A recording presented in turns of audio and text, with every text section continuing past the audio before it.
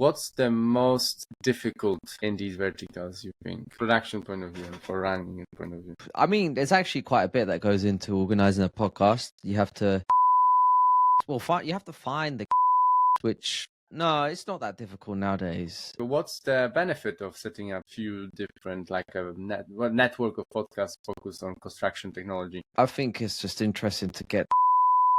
Anyway, to wrap this up, I think it's worth mentioning that a couple of the other guests we have coming up on, specifically Groundbreakers, because this is what's I personally am finding super exciting at the moment. We have who will be out actually tomorrow at the time. No, sorry, 26th of September as of recording this. We also had, and you spoke to as well.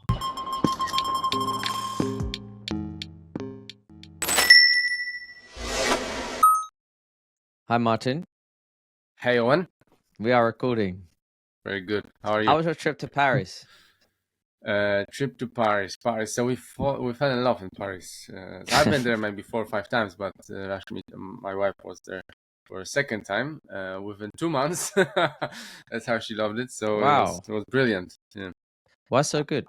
Why so good? So I think Paris is obviously central part of Paris. It's like London, first, second zone. So everyone loves it. Like, well, I guess once you get out of it, then the miracle, the bubble bursts, and there's like day-to-day stuff there, which we might not like. But the central parts are brilliant. Yeah, and yeah, I just love the architecture as well. It's absolutely stunning. How beautiful and well structured the city is.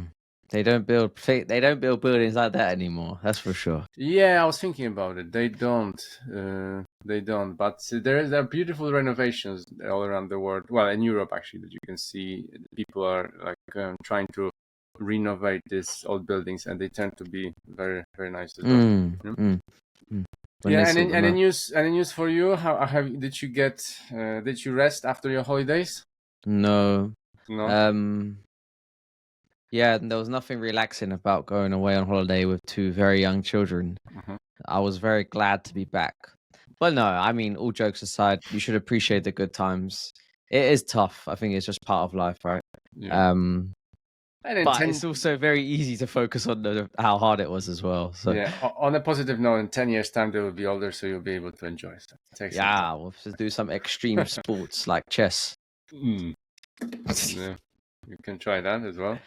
Yeah. Anyway, what's happening in the world of Bricks and Bytes? Last month, we didn't get a chance to do our monthly recording because I guess we could say it was summer holiday time in Europe, much to our American listeners' dismay. Yes, everyone in Europe, actually not in the UK, tends to take a month off.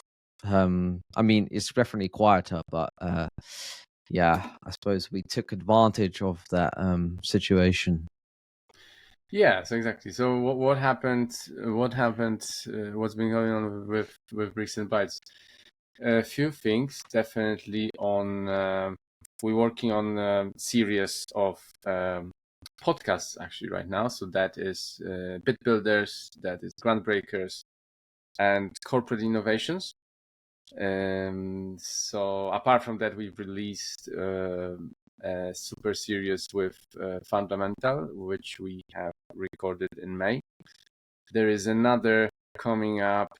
I actually don't know when we are releasing it exactly. We're aiming for Wednesday, the 16th of October. Okay. And did we say who with? Yes, we have said. Yes. That's Monumental. So the robotics company from Amsterdam. What was quite funny was we were trying to think yesterday of who we could potentially record another super series with, robotics company in Europe, like the number one, and we asked some of our contacts who the number one robotics companies in Europe that we could go to and do another super series with, and everyone said Monumental. So like, we have to try and find the number 2 then. Yeah, so for those who listen, if you think there is someone who should be featured in a super serious documentary like like the one we've done with Fundamental and Monumental so far, then let us know. I think that also the more tangible the business is, the better. So we can see see and show the real difference and technology. Yeah, so I think that the last few roundups that we've done, we have been talking for a long time about these so-called podcast, what do we call network shows or verticals or spin-offs of Bricks and Bytes. And we're finally now up and running on all of them. And yeah, it feels kind of chaotic at the moment, but I was going to ask, what's the most all right, so let me ask this. What's the most difficult in these verticals, you think? From the production point of view and for running point of view. I mean, there's actually quite a bit that goes into organizing a podcast. You have to meet the guests. Well, you have to find the guests, which it's not that difficult nowadays, I think. No, it's not that difficult nowadays. Yeah, but it's difficult to find, like, to find ones that you're trying to maintain or keep within your plan for the show. I'm probably explaining that very badly, but you might have like an idea and then you've got to find someone very specific that could talk about that, which can be kind of tricky. But no, I mean, like, they're meeting them and then setting like an initial call with them and then doing the actual podcast with them and then making sure that the team gets the right content and short content and written content and content out of it, and then promotes it effectively. Good quality as well, and everything needs to adapt. Okay, so from different angle, what's the benefit of setting up a few different, like a network of podcasts focused on construction technology? I think it's just interesting to get different angles. When we started, it was quite interesting.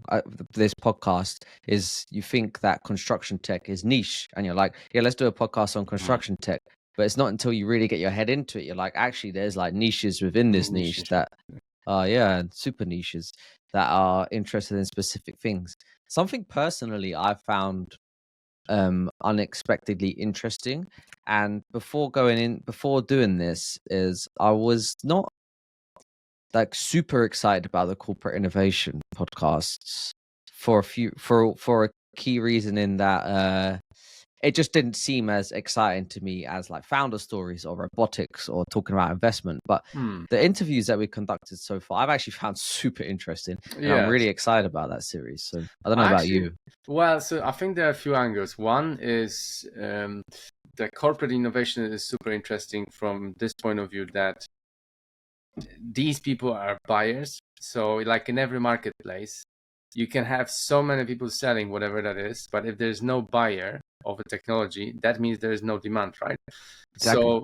So kind of the whole exercise of doing it is pointless if there is no well-informed buyer who is willing to like learn about technology and make informed decisions. So I think corporate innovation is crucial, just because of this fact that in every marketplace there is a need for supply and demand, right? So these people are the demand. So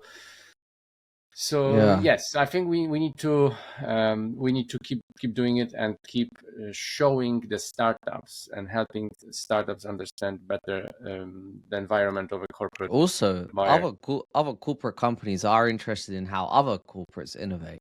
And what I found interesting is everyone has their own spin on how they do it, and there's no like one glove fits all solution when it comes to innovating. So in our newsletter, which will go out, well, it's the 24th of September, so this will go out tomorrow, we've written about 5 companies that we've interviewed over the last month or so and what their strategies are. And so people will be able to get a real flavor of the different colors. Like, some people are more experimental, some people are more structured, some people have venture capital arms, some people just run accelerators and don't invest. It's like there's so many different things. Which, I guess maybe, what's your interpretation of that? What does that mean? That everyone is different? Yeah. Well, so I think that I think the flavor is no. So the core is very similar, but every company has different flavors and how they do it. So there will be industry standards of how they see innovation and what the processes are to get the startups compliant with their internal kind of networks, etc. So these things are quite similar. I think it depends on the people. The flavors depends on the people and how things are like implemented and at what pace, etc. Yeah, that's my feeling.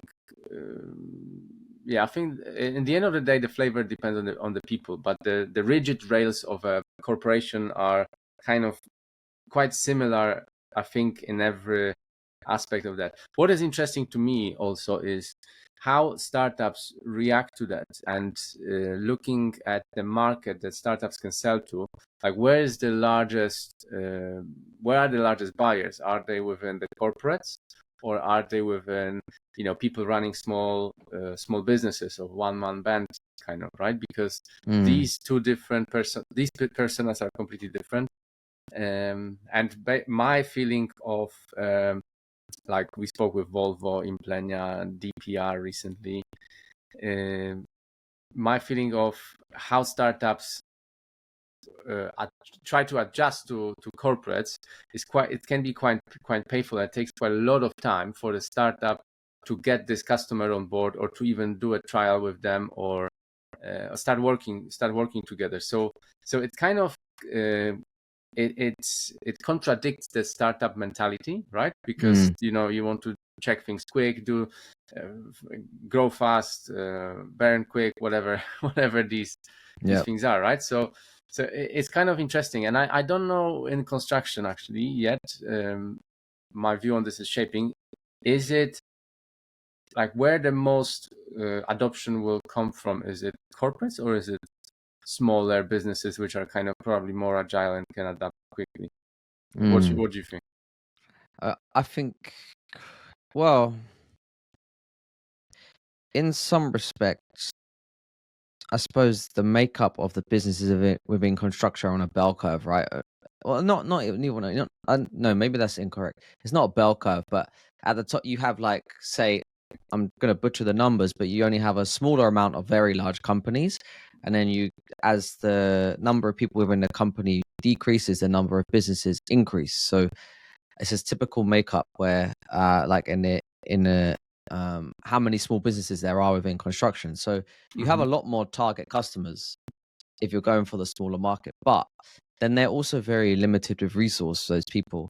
And I know from working with some people that they just don't have, they could be turning over like 50, 60 million pounds, some of the companies I work with, and they don't have an innovation team. They're still using Excel. They still use they don't even use like a basic project management software like Procore or something like that. So I'm not sure they're your target customer, but based on conversations I've been having with people and startup founders within construction tech specifically, are there talk of this mid-market.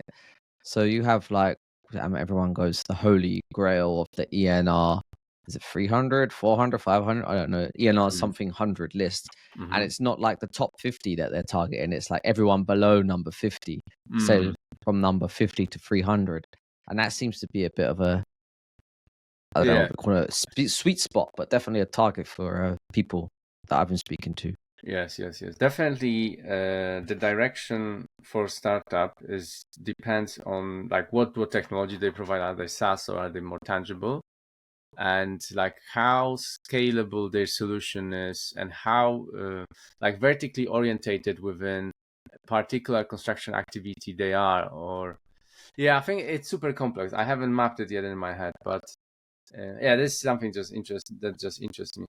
Something like I still can't get my head around though is just the sheer amount of solutions available and the limit. Hey listeners, I want to take a quick break to remind you about the Bricks and Bytes newsletter.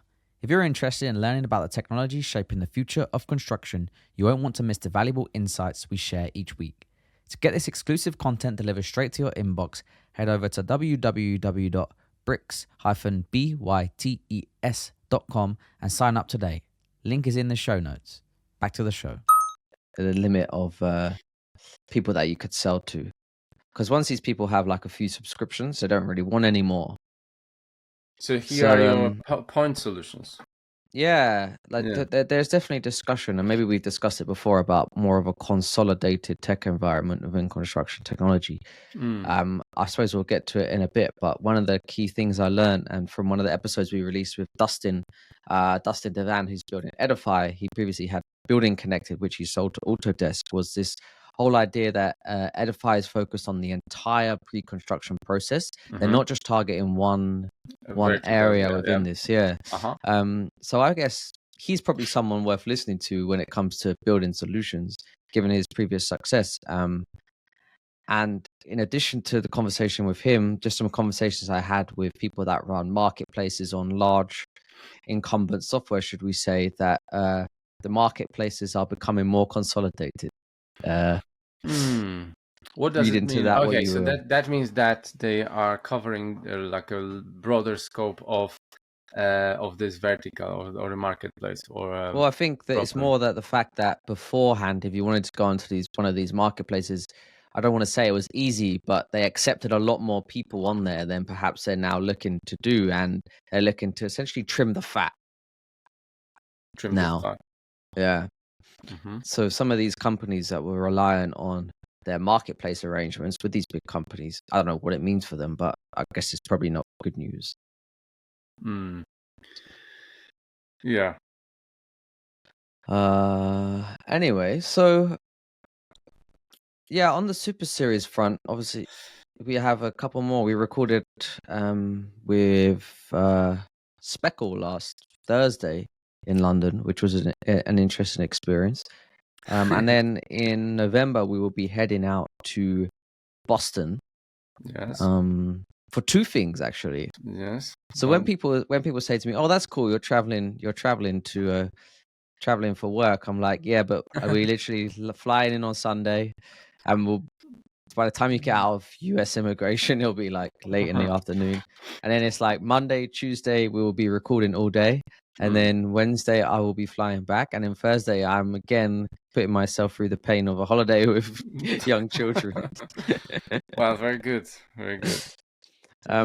If you don't experience pain, you don't feel like living. It will be good. I'm staying for a day longer, so I'll take a look at Boston. Yeah, but what is this Super Series about, Owen, in your understanding? Why do you think we're doing it, and why would that be needed? Well, I think I could probably tie this into a point that I just raised about how many solutions there are in the construction tech market, and at the moment, or AEC Tech, in fact, because we have spoke to someone who's a company, Speckle, that's focusing on the architectural and engineering side of things. So how do you identify the best solutions on the market? And the idea of the Super Series is that we find through our network, let's say, of curators who we speak to and are like, yeah, and these are the best companies, or these are companies that are worth talking to, or who have very good reputation and product and founding teams and story and domain expertise that are worth speaking to. So we bring them onto the Super Series platform to have a real deep dive into their company. And the aim being it'll help our listeners identify who these companies are, and then also learn a hell of a lot about the building businesses in the space, what the ecosystem looks like, some more technical knowledge about the product that they're building. Like, I'll give you a personal anecdote, but before speaking with Speckle on Thursday, I did struggle, not through their like marketing or anything, but just through my own lack of knowledge. I'm not an expert in this space to understand what their product exactly does, but after sitting down with them for 4 hours, it's now very clear to me. So that's the kind of knowledge we want. That's the kind of knowledge we want to pay back to our audience. Yeah, what's your thoughts? Yeah, my thought is that there is it's like a construction tech review tool is missing, is like in our world as well, and I think we want to bring the real people and the real solutions which work. That's where curation that you mentioned would come into the play. So these are not just random people who said, "Oh, can we record something?" Right? These are startups and people that we were told by various people that they are doing something meaningful. So this will bring knowledge person and a business on the show, and the reason for that is to show to folks who these people are, right? Because there might be potential investors looking at this company, so they can get some insights from these conversations. There might be corporate heads looking at implementation of this or particular solution, so they can see how founders like interact while being asked a question about this or that, and how they explain their solution. And lots of enthusiasts as well in construction tech space who are told from left and right that AI is eating the world and will be replaced by robotics as well. And it's kind of yes and no to that. Yes, because it's kind of inevitable like wave of technology coming and has been coming for decades. But no is that there is a space for kind of everyone in the future. So taking robotics, for example, like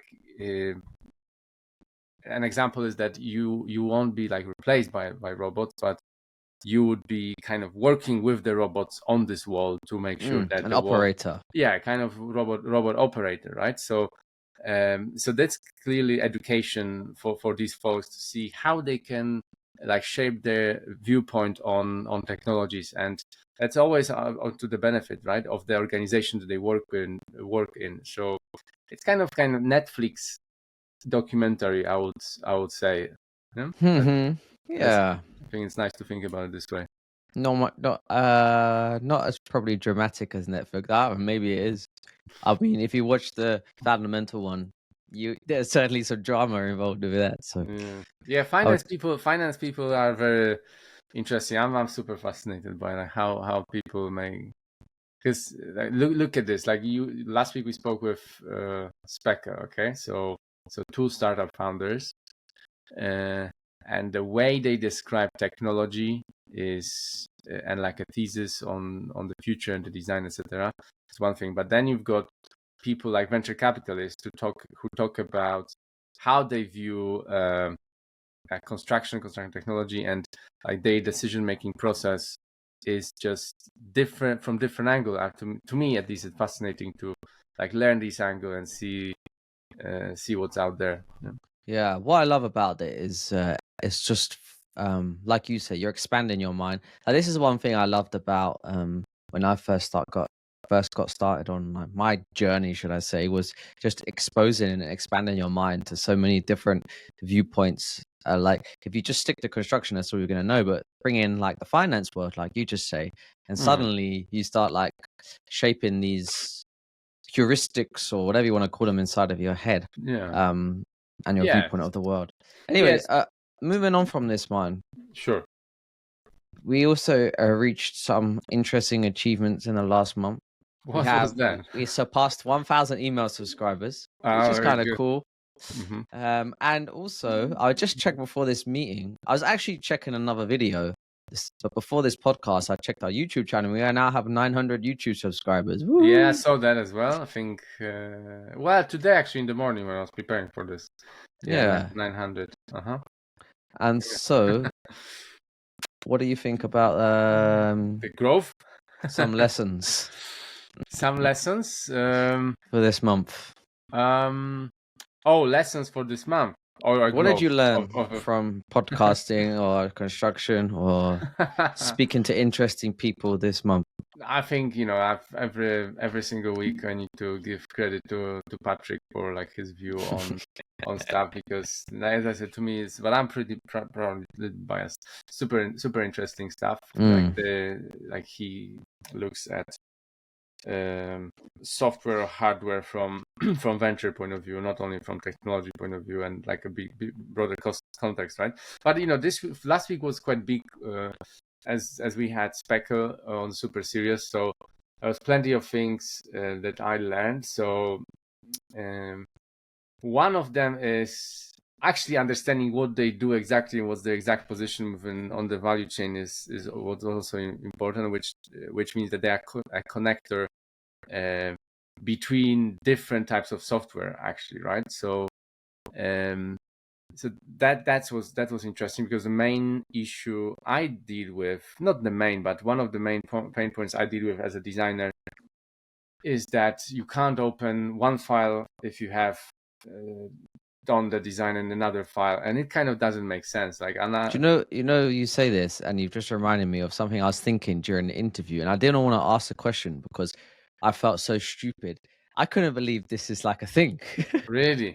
I genuinely was like, what? Like, they're building a business around this? Like, you can't do this? It just shows, I suppose, it highlights how clunky the incumbent software is. Yes, it is exactly. So you've got this file types being kind of developed for, let's say, 3 decades. I think someone said this recently, that Revit has been on the market for 25 years, and that was designed as a file 25 years ago, and the mechanics of it are as they are. And you cannot right now take the Revit file with the features of the Revit model, BIM model, into another software, because the way it's constructed, right? So it's absolutely ridiculous. Doesn't make sense. It's total bullshit, really, right? This is not how things in 21st century should work, really. So yeah, so I suppose it would be like having an iPhone, but to view the photos on the iPhone, you would need a different camera, right? Yeah, or you have you need to have different displays, right? Or you can't see JPEG on iPhone. You can only see PNG. Yeah. Can you imagine? Bonkers. Yeah, So they are bridging this gap, and that's super interesting, right? So, yeah, but still, what I'm looking at, looking at this design space, what really would be great to have is a tool which doesn't Don't have... say it. What? Why? Speak and design. Oh no. No. A tool which will allow you to design something very efficiently in terms of time, and you can work on every type of the hardware and software within the same kind of file. Because otherwise, what kind of industry is this? Rubbish. Very rubbish. Yeah. I would like to share an incredible episode that was released on Bitbuilders last week with Jim Cantrell of Phantom X. So aside from the really cool lessons within there, well, just a very quick story, but Jim was one of the founders of, I don't know if he was founders, but very early employee and part of the founding team of SpaceX. And he shares the story of, we actually have the separate video on YouTube because it's such a cool story, of when Elon Musk called him when he was driving in his car in Utah somewhere. I think he called him through the fax machine or something weird. Yeah. And he thought it was Elon Musk. He's like, Elon Musk? Who's Elon Musk? He's like, some brother. There was a billionaire calling me on the phone. He said, I'm a billionaire, I want to buy some rockets. And he was like, who? Like, Elon Musk? Sorry, I don't know you. Anyway, lo and behold, few years, months, weeks, whatever later, they were in Russia buying rockets for the birth of SpaceX. And yeah, I would highly recommend people check that story out just for how cool. And also, it feels kind of weird to have these people on Bricks and Bytes. So, it feels good. Like it feels like we're getting somewhere. Last week last week I think you also spoke with Gabe, with someone from was administrator, whatever that means, I don't know, in NASA, right? Yeah, he was the longest serving administrator for NASA. Administrator is what, like a chairman, or what does it mean, administrator? well, in my head, I could be completely wrong, but it would feel like it's like the highest ranking person there. I don't Okay. know. All right. But he was also advisor to like George. I don't know. There's more than one George Bush, right? So one of the George Bushes.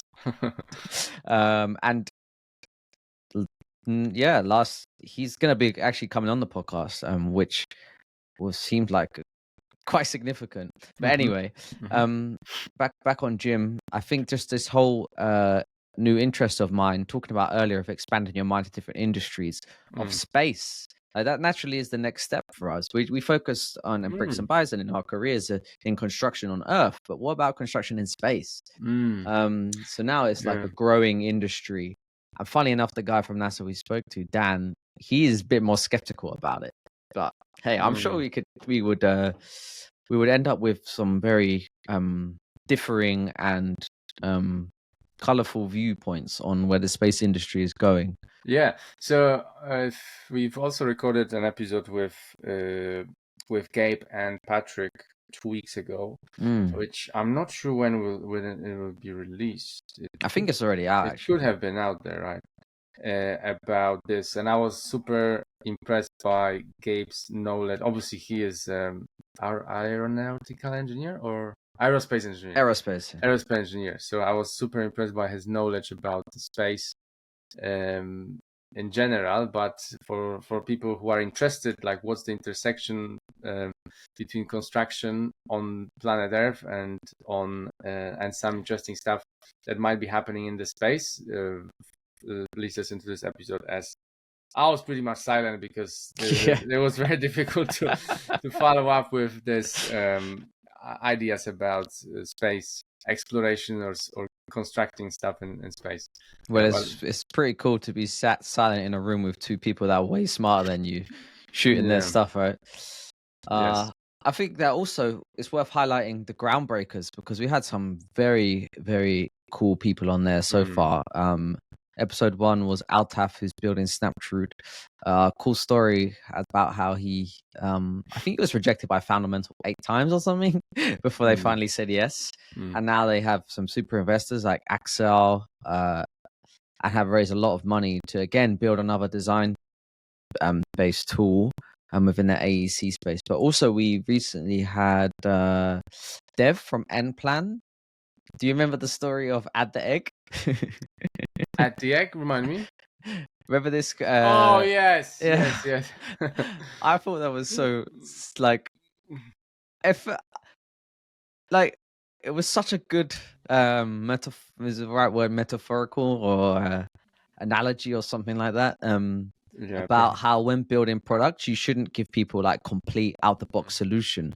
You should let people do their own thing to it. So essentially, when you go to the supermarket and buy cake mix, you don't just buy the cake, right? You buy the mix and then you add the egg, and you run through the experience exactly, and it's a lot more attractive. And I think that's a super valuable lesson for people actually building products. I honestly think this is one of the like a super.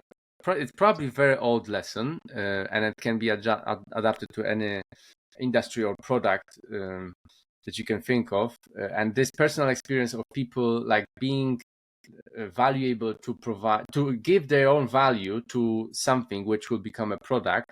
It becomes more personal to them. That's why they're more inclined to purchase it, right? Because with the X story, it's all about experience, right? So you can buy a cake, but you can also buy something which, after you add something by yourself, you will be a creator of it, right? So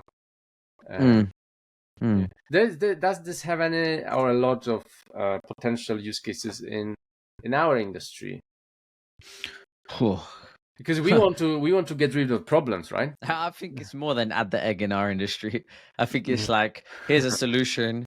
You now got to go and buy the flour and the cardboard box to put the flour in. It's super complicated, right? I don't think there's any add the egg solution, or perhaps there is with what Nplan are doing. I haven't used the product, so I can't comment. But what I had some interesting thoughts on.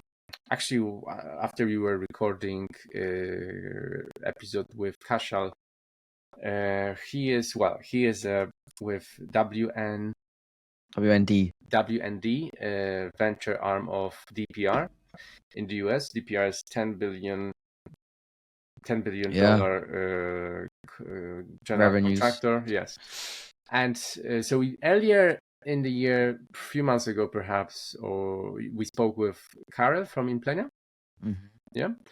And I asked both of them how much they think they spend on annual basis on innovation. And as far as I remember correctly, within Implenia, they are, I think, 2 billion euro. So let's call it $2 billion contractor. And they spend around, I think, $1 million a year on innovation. With DPR, they are $10 billion and they spend, based on the math that I've done, it's around $4 million a year, which still, I think, like taking the overheads of people, etc., it's not that much money that is being put in from the big boys' point of view onto construction technology. What do you think? Because it sounds like, 4 million or million is a lot of money, but it's really not when you think about implementing something tangible or on construction side. I don't know. I don't feel like I've thought about it deeply enough to be able to add any comment Value. here. Yeah. No, I'm not. I don't think I have a like a recipe or any of this, but just doesn't feel like it's a lot. Yeah? I guess part of that is maybe still innovation within construction tech. I guess if you look, or AEC tech, if you look at the numbers and certain people's predictions on how much it will grow, that it is a growing industry. So perhaps this number will increase.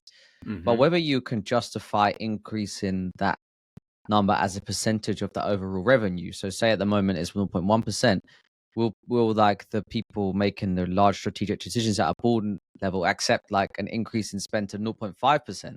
Yeah. No, I agree. What return do you get on that? It's very difficult, I guess, to measure. Yeah, and I said the turnover numbers. I can't remember what was the like net profit number. So that's becoming probably more significant chunk of the net profit. Yeah. Anyway, to wrap this up, I think it's worth mentioning a couple of the other guests we have coming up on, specifically Groundbreakers, because this is what's I personally am finding super exciting at the moment. We have Dustin Devan, who will be out actually tomorrow at the time. No, sorry, 26th of September as of recording this. We also had Oscar from Qatar, and you spoke to Clifton Harness as well. Yeah, that was very good. And there's a few more booked for the future, but we'll leave it at that for now. Okay. Okie dokie. Shall we wrap up? Yes. How should we do it, Owen? I think let's wrap up. Yes. Goodbye. Bye.